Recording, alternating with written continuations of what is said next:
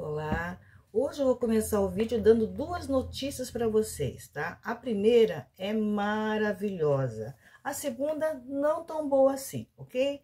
A primeira é sobre estes dois livros aqui, que é simplesmente dos deuses, vocês vão ter que colocar na lista de vocês, tá? E a segunda é que não existem edições novas destes dois livros, mas, né, no Google tem muitos livreiros que vendem esses livros aqui, tá? Não tão bonitos quanto esses aqui, é claro, né? Mas serão edições um pouco mais novas.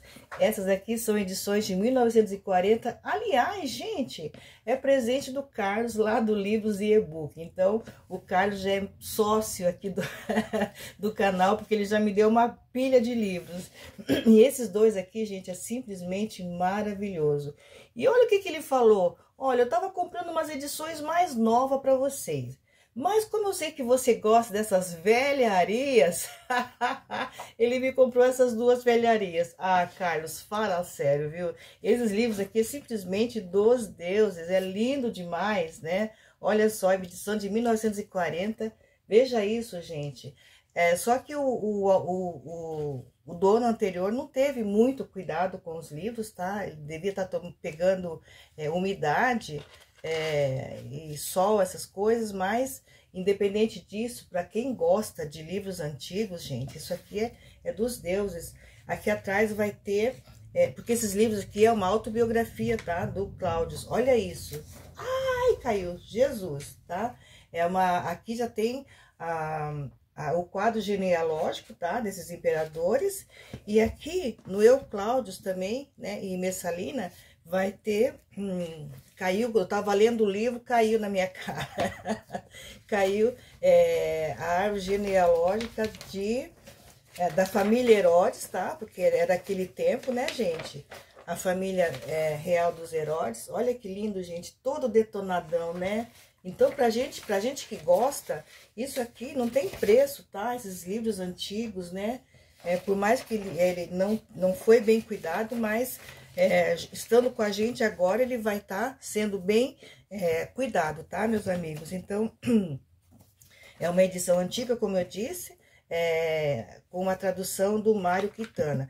Então, peguem aí o caderno de vocês, né, a lista de vocês, anotem esses livros aqui, porque vocês vão ter que ler, porque é simplesmente muito agradável de se ler, tá? Por mais que você não goste de a história de Roma, não se importa, não se interessa por biografia, mas se você lê eles como uma aventura, tá? Já vai valer super a pena, tá?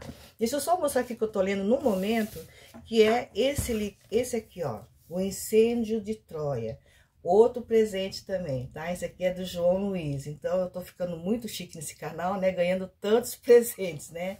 E esse livro aqui, João Luiz, eu li há muito tempo atrás, eu tinha até esquecido muito não sei se acontece com vocês, né? Mas depois de muitos anos, eu esqueço boa parte do enredo. Aí, conforme você vai lendo, você vai lembrando o que tá acontecendo, né? Então, assim que eu terminar, eu volto aqui pra gente conversar sobre isso, tá? Então, vamos lá pra nossa autobiografia, né, do Eucláudios. Gente, esses livros aqui, eu até ri, sabe? É difícil você encontrar, né, um bom humor, o autor tendo um bom humor de falar de si mesmo, né? Mas ele aqui... Ele fala de si mesmo com muito bom humor, tá? Você se diverte com ele, apesar dele ser mais ou menos, praticamente rejeitado, né? Porque ele nasceu com uma perna mais curta do que a outra, ele era gago, ele tinha uns cacuetes assim com a cabeça, né? Então, ele praticamente era desprezado pela própria família, né? Que nem a família gostava que ele participasse das refeições. Então, os eventos que aconteciam lá na família, ele não era nem convidado. Ele acabou, então, se tornando um grande estudioso e historiador, tá? Então, virou um rato de biblioteca. E é interessante que aqui ele citou várias vezes os etruscos. Por quê?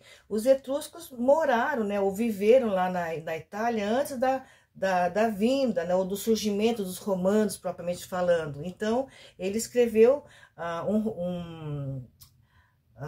um romance histórico, né, sobre os etruscos. Gente, esse livro aqui que eu li, tá?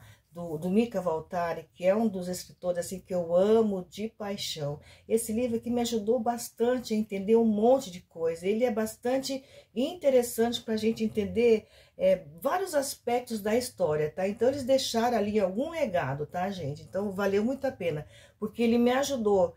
Quando eu li aquele livro do Eduardo Spohr, né, O Santo Guerreiro, que também foi maravilhoso. É interessante, né? Nós, como leitores, a gente tem um ciclo, né? Tem um período que você lê muito sobre determinado assunto. Esse ano eu li bastante coisa sobre Roma, sobre né, outros tempos, né? Então, realmente, eu estou me aventurando muito nesse aspecto. E esse Etrusca aqui valeu bastante a pena, porque me ajudou, né, a entender o livro do Eduardo Spohr, né, O Santo Guerreiro.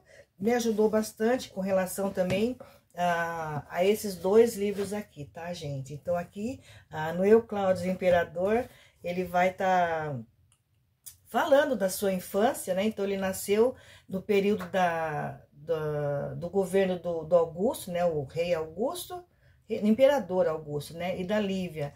E aqui, o legal é que você lê essa história de vários, né, escritores, e cada um traz um aspecto, uma visão diferente, né? Então aqui ele vai contar da Lívia, né, que é a avó dele, e das coisas que eles fizeram, porque aqui, você sabe que eles matavam, mandavam matar, envenenavam, aquela coisa toda, né? E a gente fica horrorizado. Só que ele fala que essa Lívia, né, que praticamente era ela que comandava realmente, que o Augusto praticamente era mais um fantoche, né, nas mãos dela, porque ela era que organizava tudo. De fato foi assim, né? E aí e fez coisas terríveis com relação à família. E ele fala que a visão dela é que o Império Romano estava acima de qualquer interesse familiar, pessoal. Então, é claro, ela acabou eliminando algumas pessoas da própria família, né, para poder, então, comandar, né, o Império e tocar para frente. Então, depois do Augusto veio o imperador Tibério, né? E também foi, no começo foi um bom imperador, mas depois acabou caindo naquela questão das perversões, né? Ele não vai estar especificando muito essas questões, né, dessas perversões, ele não vai falar muito isso, tá? Ele vai falar mais das questões políticas, nem tanto das questões íntimas, vamos assim dizer, tá? E aí, depois do Tibérios veio o Calígula. O Calígula, nossa, que coisa, né, de louca que foi aquilo ali, né? Então ele traz esse primeiro volume e vai falar então do Augusto, do Tibérios e do Calígula. E ele ali em volta de tudo isso daí, tá? E daí quando acaba esse primeiro volume, que teve lá, né, um personagem que não suportava mais a loucura do Calígula, vai e mata ele, literalmente assassina o cara, né? E aí ele foi aclamado, então o Cláudio foi aclamado o imperador, porque era o último sobrevivente da família. Porque até vou ler para vocês que eu achei muito engraçado essa parte, tá? Como eu disse para vocês, ele é bem espirituoso, contando aqui essas coisas, tá? Então aqui no começo do livro, no capítulo 1, ele fala assim, aqui ele já está casado com a Messalina, tá? 2 anos são passados desde a época em que terminei de escrever a longa narrativa sobre o modo pelo qual eu, Tibérios, Cláudios, Drusos, Nero, Germânicos, o coxo, o gago, o louco da família, porque ele tinha uns rompantes assim, tá? Incontroláveis, a quem nenhum de seus ambiciosos e sanguinários parentes considerava digno do incômodo de executar, de envenenar, de forçar ao suicídio, banir para uma ilha deserta ou matar à fome, porque era isso que acontecia, né? Os outros personagens, né, integrantes da própria família foram sendo eliminados, mas como ele era um grande do inútil, né, um louco, e ninguém pensava, imaginava que ele pudesse causar algum incômodo para eles, né, querendo ser imperador, ele foi deixando de lado. Aí quando mataram o Calígula, não tinha mais quem botar no poder. Aí não tem tu, vai tu mesmo, né? Seguindo aqui ele fala, do modo que cada um por sua vez via-se livre do outro. Sobrevivi a todos eles, até o meu insano sobrinho Gaius Calígula, e fui um dia inesperadamente aclamado imperador pelos cabos e sargentos da guarda do palácio, em 41 depois de Cristo, né? Então aqui já está no comecinho do cristianismo, tá, gente? É claro que ele vai estar, então, citando, né, Jesus, vai ter umas partes aqui desse maluco que arrebatou alguns seguidores, tal, mas tudo uns pé rapados, uns caras que não vai dar em nada, né? Aquela coisa toda.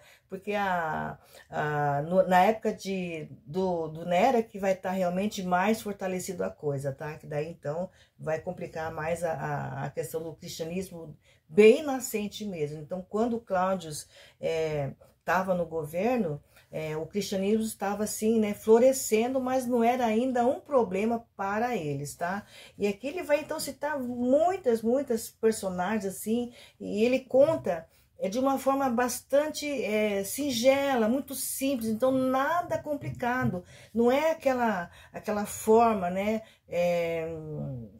científica, né, de estar contando uma história como escritor, né? Então, como é ele mesmo que está contando a sua própria história, restaurando, né, toda aquilo que o Calígula aprontou ali, então ele conseguiu restaurar, ele conseguiu ampliar o império. Então, a história é muito linda. Aí tem a questão da Messalina. Eu pensei, agora eu vou saber tudo que essa menina aprontou, né? Mas não, meus amigos, ele ficou casado 9 anos com ela. Todo mundo sabia, absolutamente todo mundo sabia o que ela aprontava, menos ele. Por quê? Ele estava tão ocupado, né, cuidando do império, com os trabalhos todos, que ela fez o que fez e ele não sabia de nada. Até que alguém, uma hora, não aguentou, né, e falou, escuta aqui, Cláudio, eu tenho uma notícia ruim para te dar, né? Aí então, essa pessoa contou para ele, aí ele ficou sabendo, daí claro que ela acabou, né, morrendo. Então, eu tô falando tudo isso porque é uma biografia, é do domínio público, tá, gente? Então, vale muito a pena vocês lerem esse livro, por mais que você, como eu disse, não se interesse por biografia, por história da Roma, mas ele vai valer a pena pela forma, sabe, tão graciosa, tão espirituosa, em que ele conta a sua própria história, tá, gente? Então, realmente muito agradável essa leitura. Certo, amiguinhos? Falei demais hoje, tá? Desculpa, mas fiquem com Deus e até a próxima.